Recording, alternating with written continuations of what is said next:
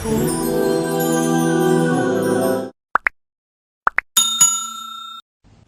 نفس در صحبت مردی خدا بهتر از 100 ساله طاعت بارها.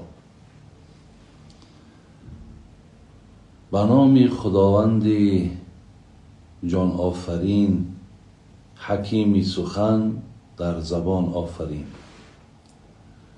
درود و رحمت خدای مهربان به همه برادرانی که در سراسر دنیا مشغول کار، مشغول تعلیم، مشغول بگیم سیر و سیاحت یا به یگان طبابت، به هر چیزی که مشغول باشین و صدای مرا که میشنوین، همه شما را به این فرارسی ماه مبارک که امروز اول ماه مبارک رمضان است شما را تبریک میگویم و تهنیت میگویم.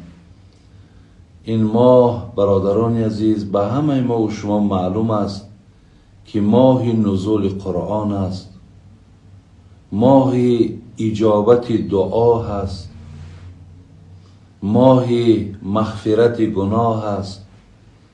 با روایت هایی که داریم خواب روزدار نماز است، نفسش تسبیح است، حتی جایگاه خوابش حکم مسجد دارد. ماهی که برادران عزیز شیطان که برنده همه راه های بد هست، الله مهربان به طفیل این ماه او را زنجیر میکند، بند میکند تا بندگان خدا با حضور دل الله مهربان شونه عبادت کنند. ماهی هست که پیامبر گرامی گفتند در این ماه اگرچنده که من در همه ماه ها جوان مرد هستم، مردی بگیم بسیار با سخاوت هستم، مردی بگیم بخشنده هستم، ولی در ماه رمضان این 2 برابر از من می شود. الله مهربان دعاگاه هستم که از این فضیلت ها و از این خیرها همه برادران ما را، هر کسی که زبانی مرا می فهمد، هر کسی که سخن منو میفهمد، تبریک میگویم و تهنیت میگویم و از الله دعاگاه هستم که خداوند این ماه مبارکه، این زحمت های شما را، این تلاش های شما را و این گویم سحرخیزی ها و این بیدارخوابی ها و این قرآن خوانی ها و تسبیح گردانی هایی که شما دارین، تراویح هایی که شما دارین، خداوند همگی را قبول کنه.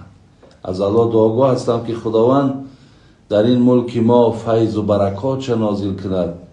الله مهربان باز هم این ملک ما را خداوند زیباتر و آرامتر گردانه. و الله مهربان دعاگاه هستم که همه برادرای ما که بیرون از وطن هستین، خداوند شما را سفرهای بخیر و سفرهای بابرار الله مهربان نصیب گردانه.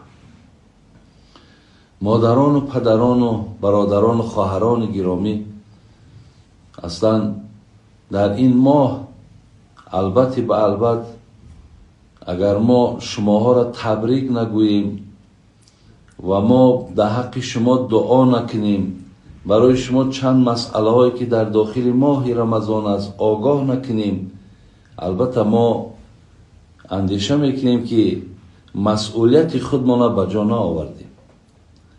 برای این با یک چند مسئله ها شما توجه کنید که در ماه رمضان برای ما سوال ها میدهند. من خواستم که عمومی شود.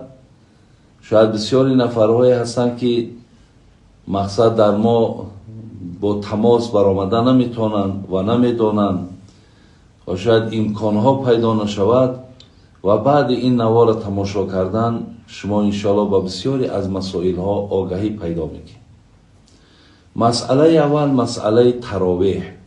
برادران عزیز و گرامی، بسیاری برادران از من سوال میکنن که مقصد حتی میگوین در شهرهای غریبی هستیم، در مکانهای هستیم که تنهاییم، یعنی غیر ما دیگر نفری نیست، حتی تنها هم هستیم، یا ممکن عبارت از 2 نفر و 3 نفر باشند، یعنی امکان رفتن مسجد و جای جماعت ندارد.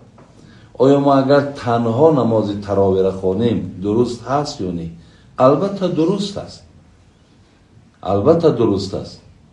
برادرانی از ما سوال میکنن که ما در اداره های دولتی کار میکنیم، خواه در جایهای کارمان یا بعد کار میاییم که دیگر تراویح ها در مسجد ها مقصد خوانده شدن، ما تنها گذار میتونیم که در خانه خوانیم؟ البته به البته میتونیم.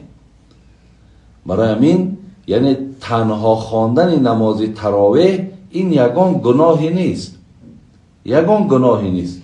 برای کسی که امکان باشد، شرایط باشد، البته در مسجد خواندن، در جماعت خواندن، در ختم قرآن اشتراک کردن، البته این یک ثواب الهیده دارد. ولی آن کسانی که مقصد میخواهند در خانه خوانند، با اهل عیالاشون خوانند، اینشان در شریعت درست است. یگان زیانی، یگان سختی بگیم، یگان گناهی به سر اینها نیست.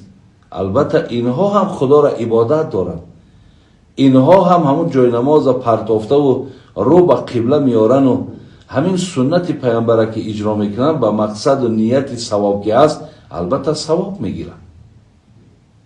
ولی باز میگویم که هر کسی که اگر امکان مسجد رفتن و یا در مسجد خواندن داشته باشد، البته اولا و بهتر همین است که روان در مسجدها خوانند. دیگر مسئله‌ای که در اینجا برای ما گفتن، البته تراویح برادرای عزیز و گرامی حرکت کنین که چقدر برای مردم آسانی بیارین، سبکی بیارین. در حدیث پیامبر صلی الله علیه و سلم آمده است که امام بخاری هم میارد در کتاب صحیح خود: اذا اما احدکم الناس فلیخفف فإن فیهم الصغیر والکبیر والضعیف والمریض وذا الحاجه و اذا صلی لنفسه فلیطول ما شاء. هرگاهی که شما امام میشوید، علالخصوص در رمضان امام های ما بیشتر حافظای قرآن هستند، بین پیامبر گرامی به شما اشاره دارد که نماز مردم را سبک خوانید، یعنی چند قدر میتونید سبک بخوان. حرکت کن که مردم مقصد بر وقتتر از مسجدها جواب دهید، کمتر در بالای پایه هاشون نگهشون داره. بین حضرت میگه، زیرا این که میگه در نمازهای شما کلانسال ها هستن، خردسال ها هستن، در اونجا آدمانی هستن که حاجتمند ها هستن، با کارهای سرگردانی دارن، آدمایی هستن که بیمارن. و حضرت در اخیر میگه اگر تنها گذار باشین، دراز کنین نماز را چی مقداری که میخواهید. یعنی شما فکر قوم کنین، فقط یک فکر خودتون نکنین. برای در بسیاری از مسجدها میرای حتی میگن تا 1 ساعت و 52 ساعت نماز تراویح میخوانن. برادرای این زحمت بالای مردم نیارین. یعنی شریعت به شما این اجازت نداده است. ما در شریعت من از سخنهای گوهربار پیامبر داریم که بعثت میسرین ولم تبعث معسرین، آمدم که آسانی بیارم، نه آمدم که مشکلات برای بندگان خدا بیارم. برای همین در بسیاری از مسجدها وقتی که شما نماز دراز میخوانین، بسیاری اهل قوم ببینید، بسیاری اهل قوم الکی بعد نماز خیلی و خیلی شما را سرزنش میکنن.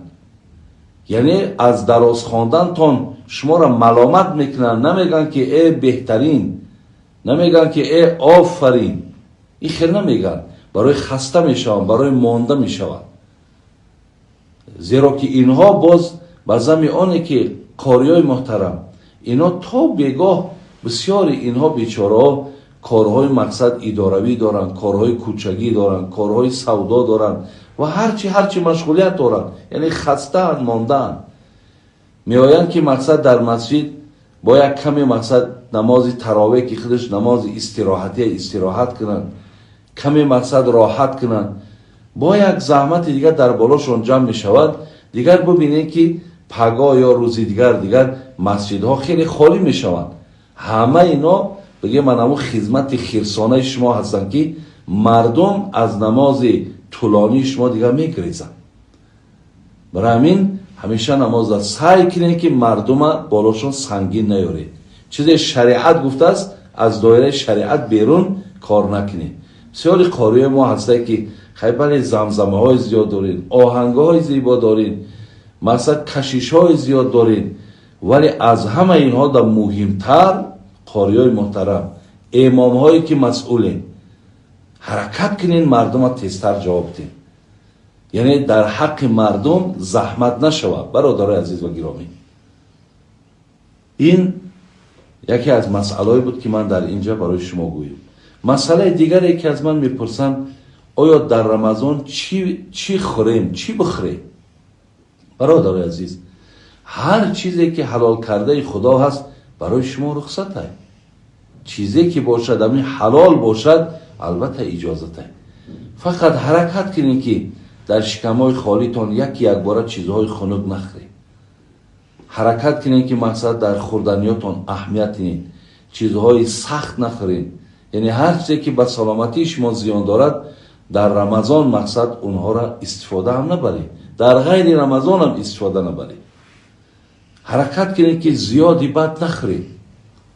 ببین شیخ سعدی را خدا رحمت کنه میگفت زکم خوردن یکی را تب نگیرد.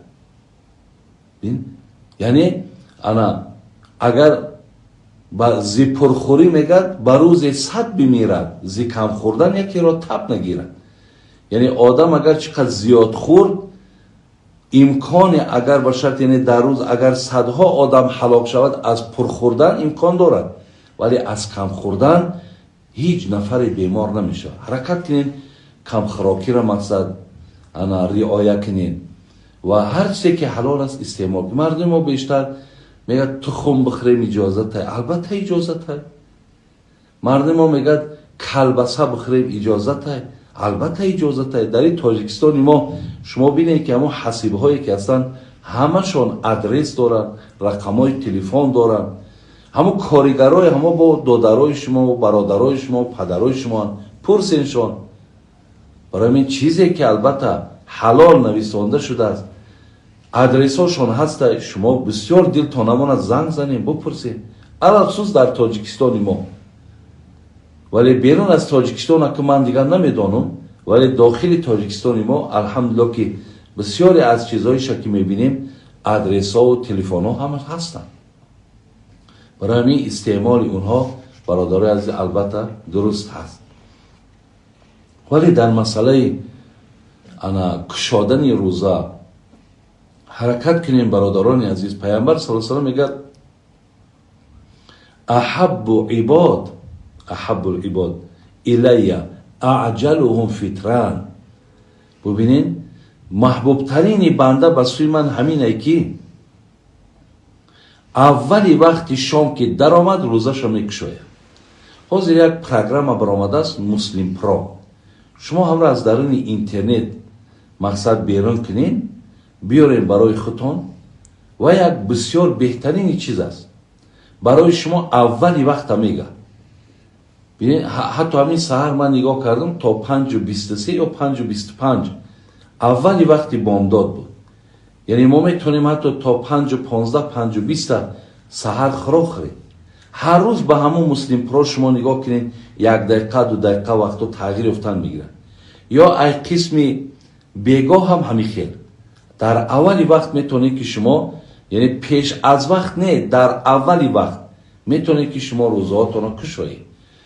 و حدیثی را که خواندم پیامبر صلی الله علیه و آله میگه محبوب ترین بندگان من همون کسانی هستند که در کشادن روزه یا در دهنشون بستن ای قسم سحر چقدر دیرتر انجام تین یا محبوب ترین بنده منه. بسیاری آدما رو میبینی ساعت 3 شب میخیزن، مقصد یگون چیزا که میخورن با میغلطن خواب میکنن. همین را حرکت کنی که چقدر همون تا آخری وقت تناول کنین، دیگه خواب نکنین، طهارت کنین، به یک ذکر و به یک کتاب خواندن و به یک عبادت مشغول شین، بامدادهاتون انجام که دادین، بعد بی خواب کنین. بهترین صورتش همین است. ولی مسئله سحرخیزیش حتما حرکت کنین که سحرها خیزین. پیامبر صلی الله علیه و سلم میگه تسحروا فإن فی السحور برکه. شما سحرخیزی کنین، همون سحرخیزی شما در برکته. یک پیاله آب که باشد خیزی، دعا کنین، از خدای مهربان لحظه های قبول دعا هست، بهترین می شود. اینم از مسئله چی بخوریم. دیگر مسئله که در اینجا برای من گفتن مسئله اوکال. برادرای عزیز، یا سوزندارو میگیم یا روسا امپولا میگن. مقصد یعنی اوکال هم روسا میگن. همین اوکال کردن برادرها، چی در دندان هاتون اوکال میکنین، چی در گوشت بدنتون اوکال میکنین، چی در رگهای دستاتون اوکال میکنین، همش جایز و درسته. یعنی اینها بر روزه شما یگان زیانی ندارن، یگان زیانی ندارن. خدا رحمت کنه. حتی در همین محمود الفتاوا شما ببینید در کتاب صومش از محمد شفیع پدر محمد تقی عثمانی هم همین وقتی که میارن که حضرت هم میپرسن که یعنی شما در مسئله همین تزریق میگن یا سوزندارو چی گفتن، این وای بالکل اجازت میتید. عالمای کلانن، بگیم دانشمندای خیلی بزرگن، حتی مفتی های اعظمن، اجازت میتید که هیچ باکی ندارن.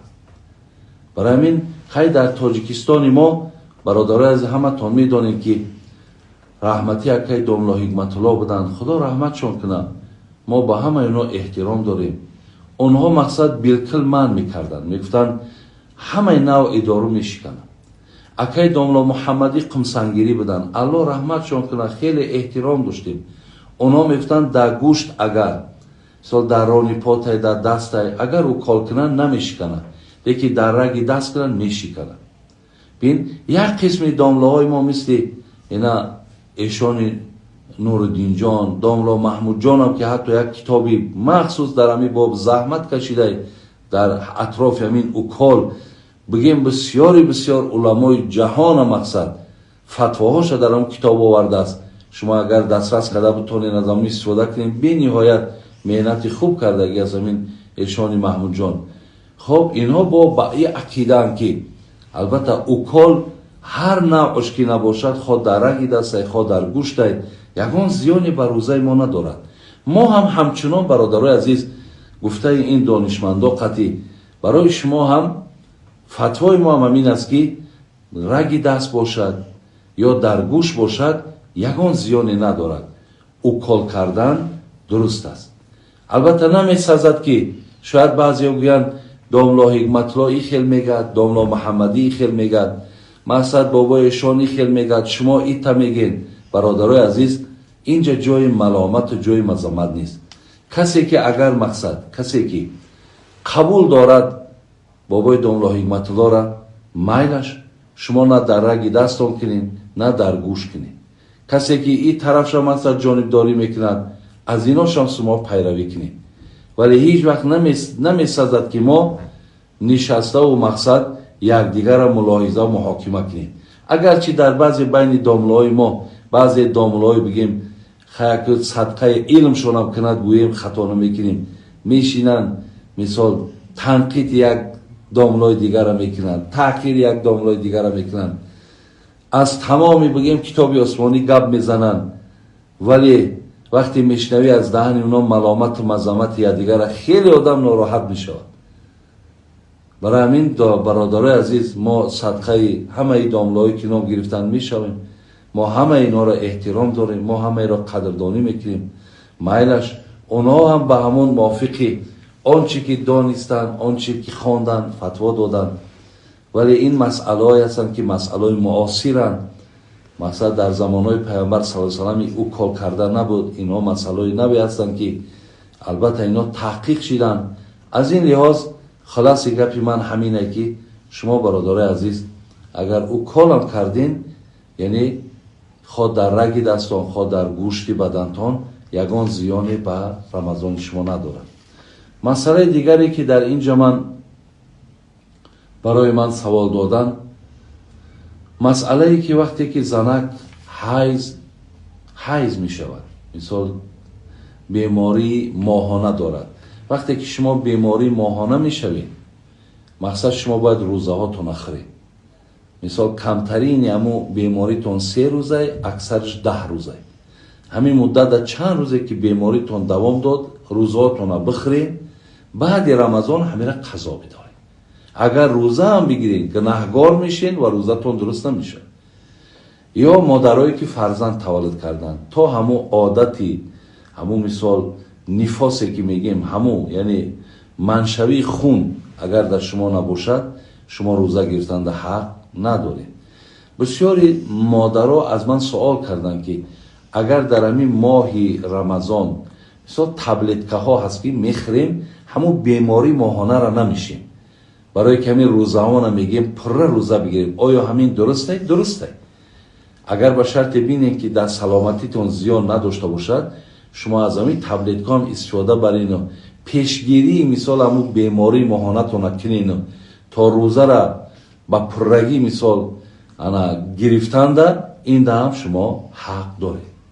و آخران مسئله که برای من گفتن برادران و خواهران گرامی، مسئله سوداگرا، یعنی در ماه رمضان چگونه ای که برادرای عزیز همه ما و شما میدونیم، وقتی که رمضان می شود بگیم بعضی سوداگرا میدونید چی میگن؟ میگن ماهی هست که ما را خدا داد، یعنی مقصد که من هر چیزی که اگر 1 سوم بود من او را تا 5 سوم تا 10 سوم میفروشم.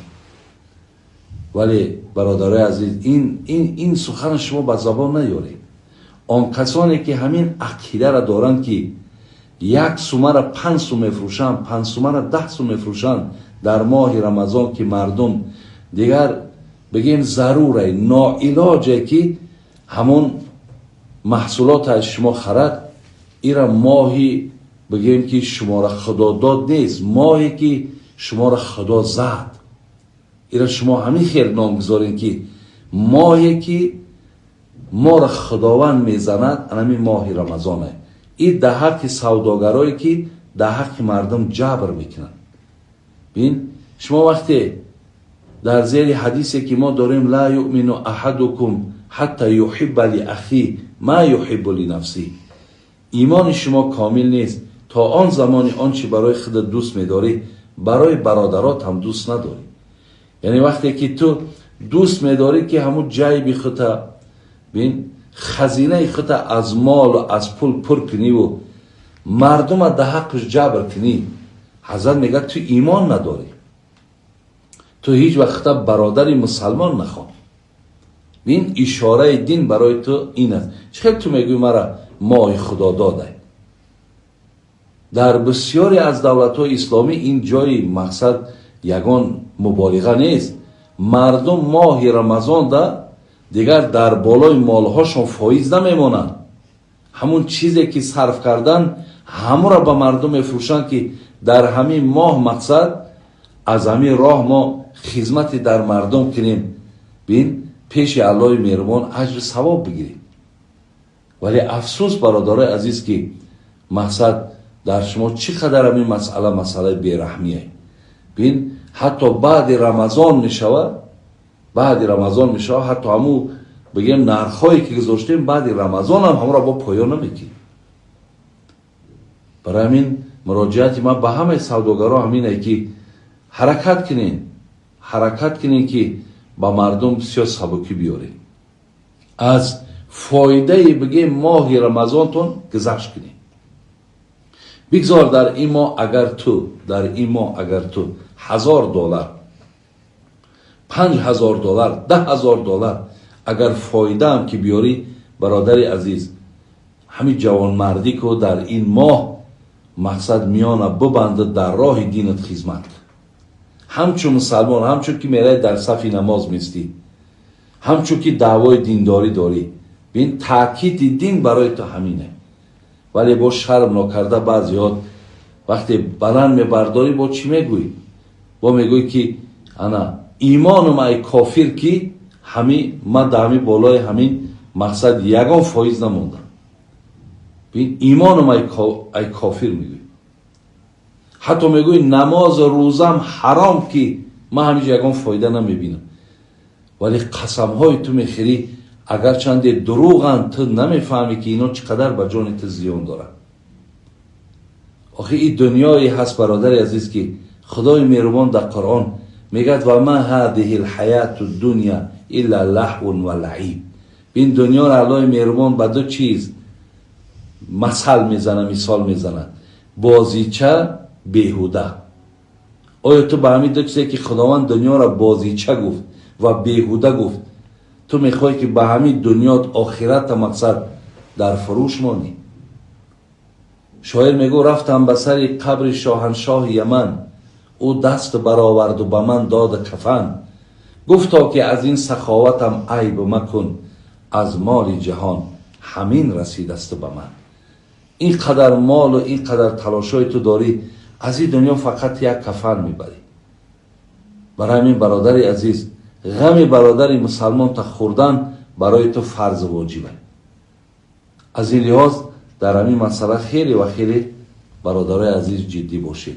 این مسئله هایی بود که من مقصد برای شما خواستم رسانم و انشاءالله با اگر سوال هایی باشد شما در همینجا مقصد برای ما اگر نویسین انشاءالله من برای شما تست انشاءالله در این ماه امکانیت هایی هست که با شما صحبت داشته باشم. اگر حاضر یگان سوال باشد در همینجا انشاءالله جوابش میگم.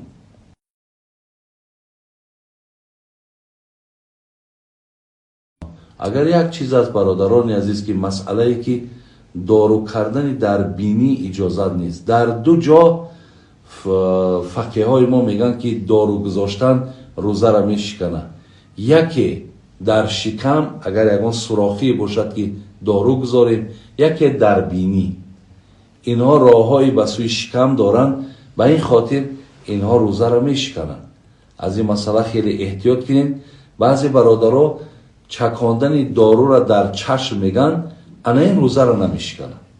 اگرچه تلخیش با بینی را به حلق هم که برود نمیشکنن انا، لیکن در بینی و در مثال گوییم که شکم اگر ما دارو گذاریم اینها روزه را میشکنن. هست یکان سوال دیگه؟ پرتافتن انا اگر با پری دهان باشد لیکن همون را اگر به شرطی که خود شخص مجبور کنه، یعنی خودش از پیش خود اگر بیاید، مثال آدم دلشوراک می شود بعد می پرتاید، چند قی پرتاف روزه را نمیشکنه. لیکن انسان اگر انگوشت در حلقش خودش اندازه و همون خوردگیاش اگر پس بگردانه این روزه تو نمیشکنه اگر با پری دهان باشه.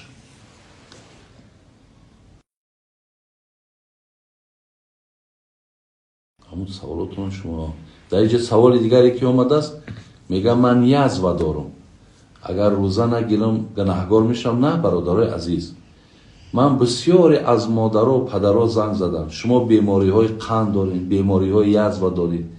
ببینین یعنی بیماری های دارین که شما به دارو به تبلت که یا به نوشیدن آب بین یا تست خوردن برای سلامتی شما اینا مفیده. الله مهربان اینقدر ذات مهربان است که برای همه بیمارهایی که توان روزه را گرفتن ندارن مقصد میگه روزه نگیر. وقت صحت شدی بعد همین روزه ها را قضا میگیری. اگر به شرط روزه نشد، روزت مثال اگر نتوانی گرفته یا بیماری هست که دیگر صحت نشونده است، امروز معین کردن مقصد تا 500 سامانه شما همراه یگان بیچاره و ناتوان میتین انشاءالله همون گویم که روزه شما بجا میآید. شما در این مسئله تماما غم نخورین. کسی بیماری هست که امکان روزه گرفتن ندارد نگیرین یگان جای گناهگاری نداره برادر است. سوال دیگری که در اینجا حاضر با کدام برادری نویسنده است زنی حامله‌دار میگه روزه گیره. برای زنی حامله‌دار هم روزه را نگرفتن در شریعت اجازت است.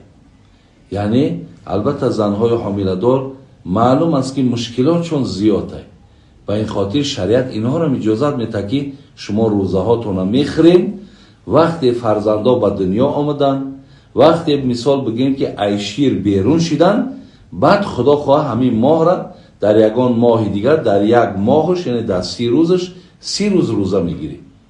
انشاءالله بگیم که روزه هاتون درست میشه. یک چیز دیگر را برادرای عزیز برای شما گویم. بسیاری برادرها و شاید خواهرای هستند که شما روزه‌دار نیستین، حرکت کنین روزه را بگیرید، سعی کنین روزه را بگیرید، زیرا هر یک روز شما غنیمت است، هر روزتون غنیمت است. تا رمضان دیگر میرسین یا نمیرسین.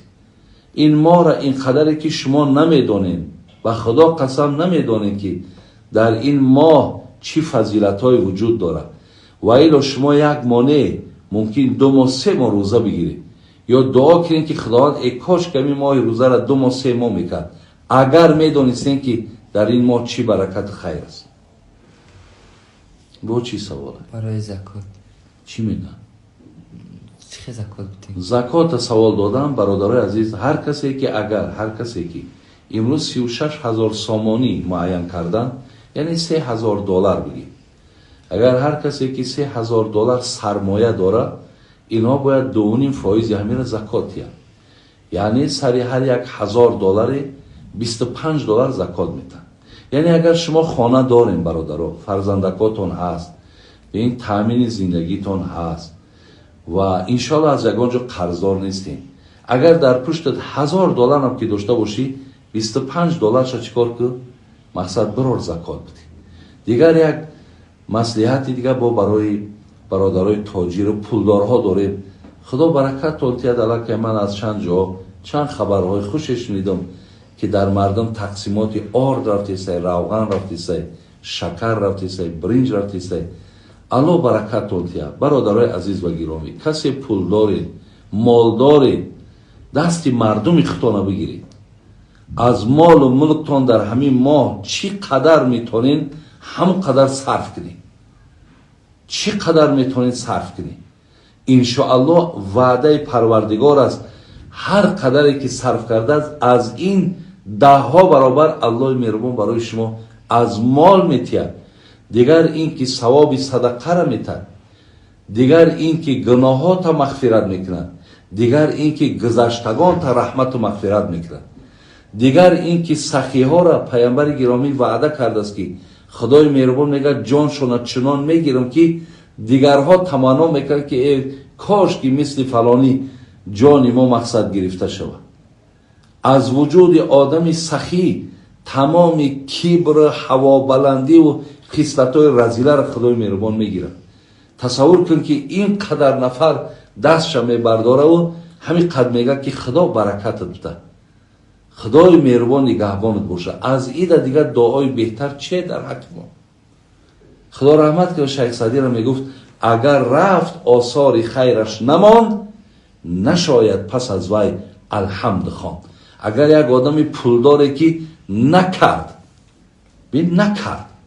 داشت امکانیت نکرد، میگه اگر یکی مرد همین آدم، شیخ سعدی میگه در حقش میگه سوره فاتحه را همین الحمدلله رب العالمین میخواه، همین را نخوان، میگه این را صدقه هم سوره فاتحه کنه که این آدم یک آدمی بی شفاعت بود، یک آدمی ممسک بود، یک آدمی بخیل بود. این مقصد دست یگان بنده خدا را گرفتگی نیست، این یگان زحمت و مهنتش در حق نه جمعیت و نه مردم رسیدگی نیست، در حق یگان آیت قرآن را نخوانید. میگه ببین چقدر ملامت میکنن. برای این برادرای عزیز مردم از گوشت و مردم از خوردنی ها تامین کنین تا مردم همین ماه مبارک به دل خرسند روزه بگیرن. خدا برکت تونته برادر عزیز. در حق به فرزنده و قرضدارا دعا کنید. در حق به فرزنده و قرضدارا افتن دعا کنید. خدای مهربان جمعی برادرایی که از ما قرضدار هستیم، خدای مهربان همیشه همراهتون باشد، این مشکلات از بالای سرتون دور کنه. خدای مهربان روزهای را رساند که محض دستاتون پر از مال دنیا شود و قلبهاتون پر از ترس خدا و محبت الله شود و مردمی که فرزند طلب هستید خداوند برای شما فرزند سالم و برای شما فرزندای صالح را نصیب گردانه. آمین یا رب العالمین. خدای خداوند در حفظ امانش نگهتان دارد. باز هم حرکت کنید که در ماه رمضان دستاتون هم روزه دار، چشماتون هم روزه دار، زباناتون هم روزه دار، گوشاتون هم روزه دار. حرکت کنید که از هر چیزای بیهوده تماشا کردن خودتون رو نگه کنید. هر گپی بیهوده نگین، حقارت نکنین. در خانه با زن و فرزند پدر و مادراتون معامله خوب کنید. همین ماه را بگیم به یک تبسم و به یک خرسندی به پایان برسانید. خدای مهربان باز عاقبتمون بخیر، ایمانمون با سلامت نگه دارد. سلام علیکم و رحمت الله و برکاته.